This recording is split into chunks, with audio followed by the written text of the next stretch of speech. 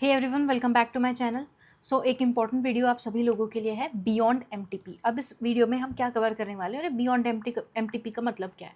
So basically जो हमारे MTP series 1 में और सीरीज़ 2 में जो भी आईसीएआई ने क्वेश्चंस पूछे हुए हैं, हमने क्या किया है, उन्हीं क्वेश्चंस में से, उन्हीं पूरे केस सिनेरियोज में से कुछ ऐसे क्वेश्चंस निकाल लिए हैं या कुछ ऐसे interlinking between the subjects extract किया है जिससे आपको ये पता चल पाए कि इस पर्टिकुलर केस सिनेरियो से और क्या क्वेश्चंस बन सकते हैं, या कोई ऐसा कंसेप्ट है जो आईसीआई ने उस एमटीपी के अंदर टेस्ट नहीं किया है तो वो और किस तरीके से टेस्ट हो सकता है।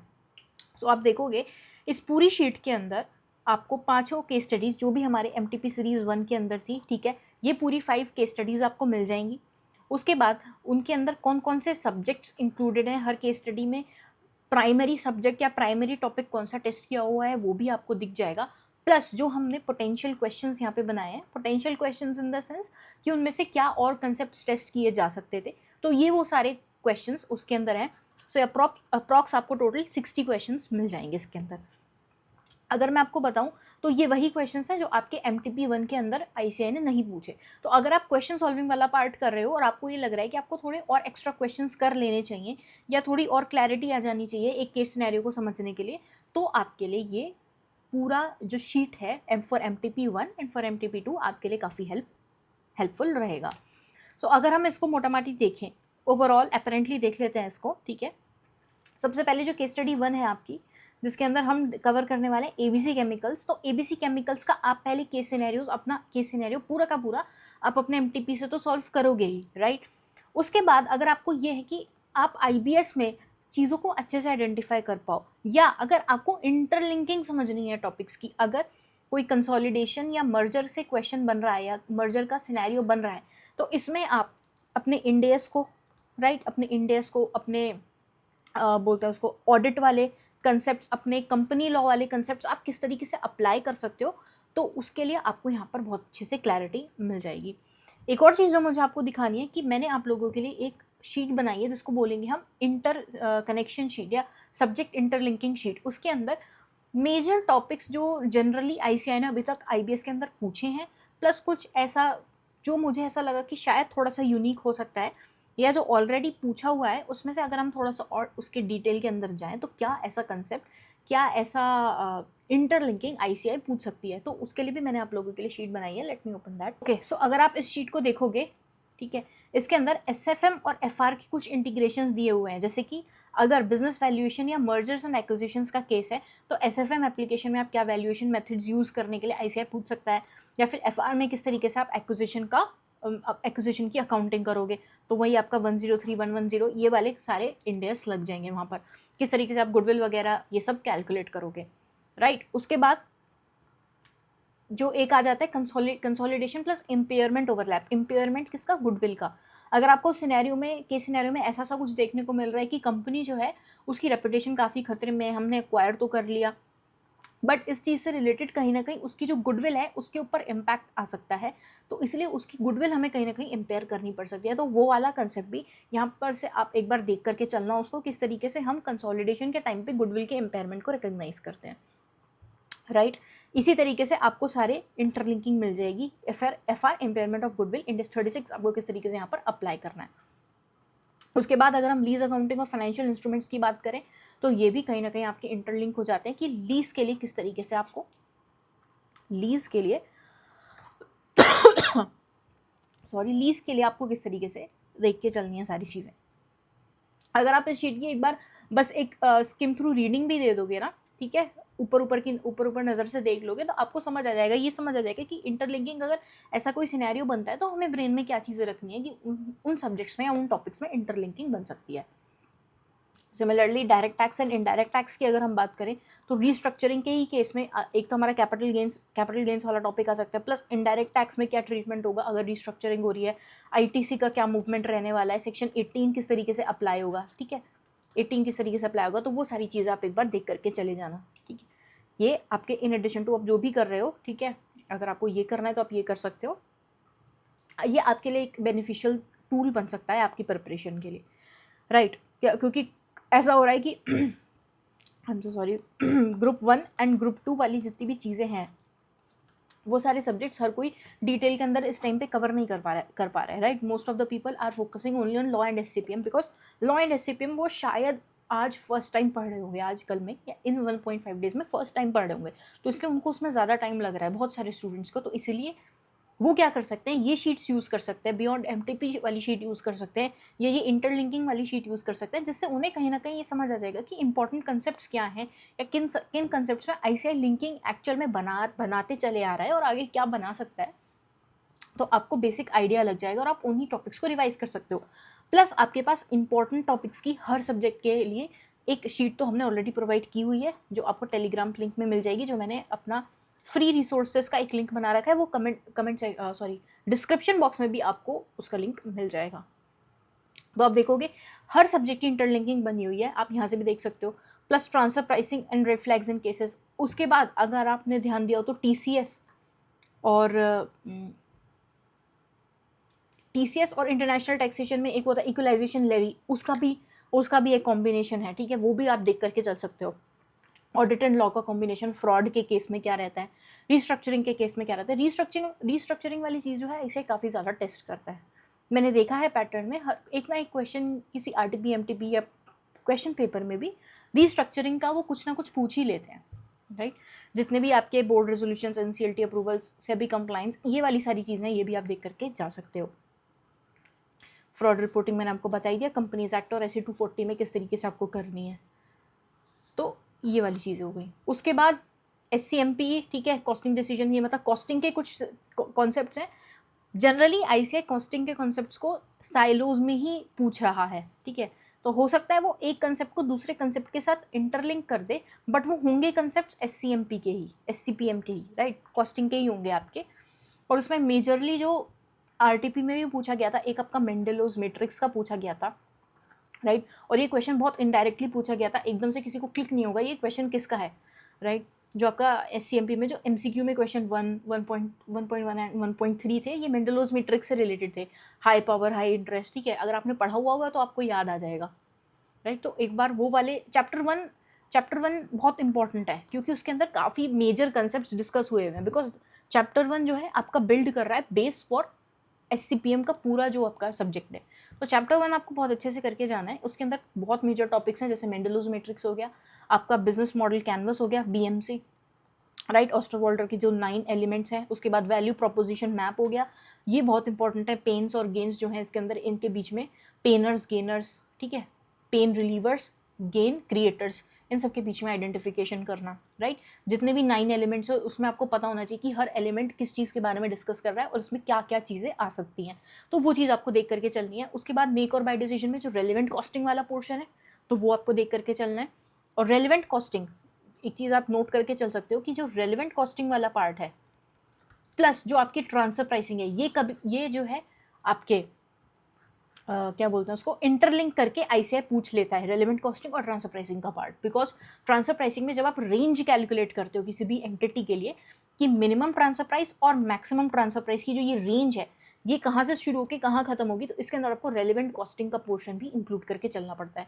तो वो आप यहाँ से देख करके चल सकते हो कि क्या पॉइंट्स लिखे हुए हैं, एक बार आप जस्ट रीड कर लेना, आपको बहुत डिटेल में जाने की जरूरत नहीं है। सिर्फ अभी क्या है, आपको अपने ब्रेन में चीज़ों को स्टोर करना है, तो ये सिर्फ आपके स्टोरेज का काम करेगा, ठीक है। ये सारी चीज़ आप देख करके चल सकते हो। फाइनेंशियल परफॉर्मेंस मैट्रिक्स आपको बहुत अच्छे से आते हैं, ठीक है, ROI RI, ये सारी चीज़ें कैसे कैलकुलेट करनी है, ठीक है। सेगमेंट रिपोर्टिंग भी आप लिंक कर सकते हो ट्रांसफर प्राइसिंग के केस में इंडेक्स 108 से, ठीक है। ऑल्दो बहुत ज़्यादा चांसेस नहीं है इस चीज़ के, बट स्टिल क्योंकि एक इंटरलिंक अच्छा बनता है SCMP से, तो हमने यहाँ पे इंक्लूड कर दिया है, ठीक है। उसके बाद बजटरी कंट्रोल के क्वेश्चंस में वेरिएंस एनालिसिस वो इनडायरेक्टली पूछते हैं, तो हमें करके दिखाना पड़ता है। प्लस जो आपका प्रॉफिट रिकन्सिलिएशन वाला पार्ट है वो बहुत अच्छे से करके जाना है। प्लस उसमें आपके चैप्टर नंबर 8 में जो रेवेन्यू इफेक्ट, ठीक है, ग्रोथ इफेक्ट, ये वाले जो क्वेश्चन हैं ये आपको करके जाने हैं, ठीक है।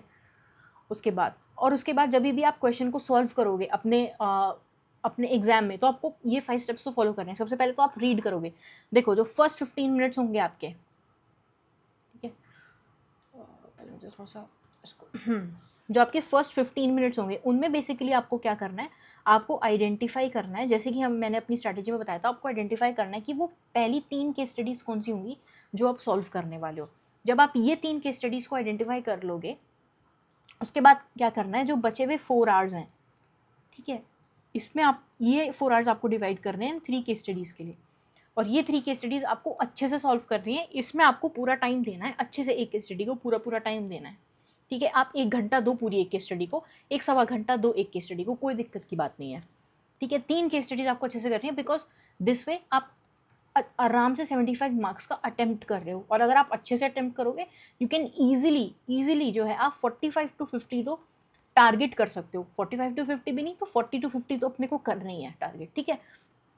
तो ये आप टारगेट कर सकते हो, ठीक है, 75 मार्क्स का अटेम्प्ट करने के बाद। जब ये आपका हो जाए तब जो लास्ट केस स्टडी है उसको आप टाइम दे सकते हो, एटलीस्ट एमसीक्यूज आप उसके सॉल्व करके चले जाना, सॉल्व कर लेना। मतलब एमसीक्यू क्यों, क्योंकि एमसीक्यू कहीं ना कहीं मार्क्स दे जाता है। कभी कभार कुछ ऐसे एमसीक्यूज होते हैं जो अपफ्रंट आपको समझ आ जाते हैं कि क्या है एमसीक्यूज। कई बार क्या होता है, आप एमसीक्यू को रीड कर रहे हो, आपको ये लगता है कि ये कहीं किसी पैरा से तो रिलेट नहीं कर रहा, तो जैसे आप उस पैरा पे जाते हो आपको समझ आ जाता है।